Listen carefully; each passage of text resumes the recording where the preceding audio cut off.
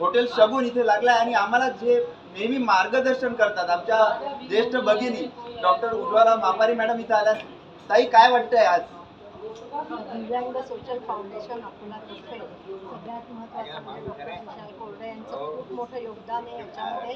त्यांनी सगळ्यांना म्हणजे जे काही आहेत सगळे जण की ज्यांना स्वतःबद्दल कॉन्फिडन्स नव्हता त्यांच्यात आत्मविश्वास निर्माण करून त्यांच्यात क्रिएटिव्हिटी निर्माण केली आहे. खूप मोठं त्यांनी अकोलेकरांसाठी सगळ्या दिव्यांग बांधवांसाठी फार मोठं त्यांचं सहकार्य आहे आणि याबद्दल मी त्यांचं अभिनंदन करते आणि त्यांच्या पुढच्या वाटचालीला खूप खूप शुभेच्छा.